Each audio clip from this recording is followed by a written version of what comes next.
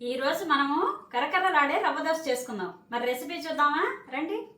చూడండి, నేను ఇక్కడ ఒక పావు గ్లాస్ తీసుకున్నాను. దీంతో మనం పిండి కొలుచుకుందాం. చూడండి, గ్లాసు వరిపిండి వేసుకున్నాను. 2 గ్లాసులు వరిపిండి వేసుకుందాము. ఫస్ట్ ఒక గ్లాస్ వేసాను, ఇప్పుడు ఇంకో గ్లాస్ వేస్తున్నాను. 2 గ్లాసులు వరిపిండి వేసానండి. ఇప్పుడు మనం ఇదే గ్లాస్ తోటి గ్లాసుడు మైదా వేసుకుందాం. 2 గ్లాసులు వరిపిండి, గ్లాసు మైదా పిండి వేసుకున్నాం కదండి. ఇప్పుడు ఇందులో ఏం వేయాలో ఇంకా చూపిస్తాం. చూడండి, ఈ సైజు చిన్న గరిటె ఒకటి తీసుకోండి. ఈ గరిటెతోటి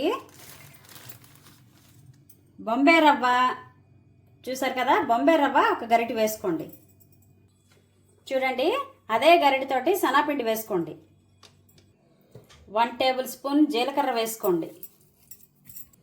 చూడండి, నేను ఇక్కడ 5-6 పచ్చిమిరపకాయలు ఇలా సన్నగా రౌండ్గా తరుక్కున్నాను అనమాట. అలాగే సన్నగా చెక్కులాగా అల్లం ముక్కలు తరుక్కున్నాను. ఇప్పుడు ఈ 2 కూడా వేసేద్దాం.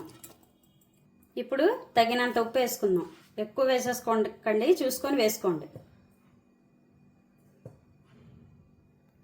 ఇప్పుడు మనం చక్కగా నీళ్లు పోసుకుంటూ కలుపుకుందామండి. చేత్తోనే కలుపుకోండి, గరిటెతో కలిపితే ఉండలు ఉండిపోతాయి. చూడండి, చక్కగా కలిపేసుకున్నాను. చూడండి, ఇగో ఇలా ఉండాలండి, పలచగాను. మరీ పలచగా కాదు, అలాగని చిక్కగా కాదు, ఈ మాత్రం ఇలా ఉండాలి. ఇలా ఉంటేనే రవ్వ దోశ కరకరలాడుతూ వస్తుంది. ఇప్పుడు మనం దీన్ని 1 గంట సేపు నాననిద్దాం. చక్కగా నానిందండి. ఇప్పుడు మనం దోశ వేసుకుందాం.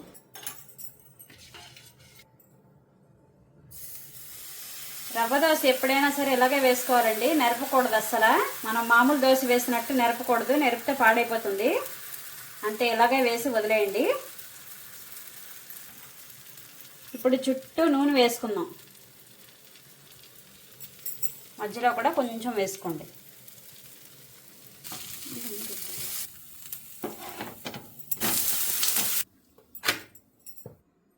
కరకరలాడే రవ్వ దోశ తయారైపోయిందండి. అలాగే నేను పక్కని శనగపప్పు పచ్చడి చేశాను. కాంబినేషన్ అయితే చాలా బాగుందండి. మరి మా రవ్వ దోశ చట్నీ ఎలా ఉందో నాకు కామెంట్ చేయండి. ఛానల్కి సబ్స్క్రైబ్ చేసుకోండి.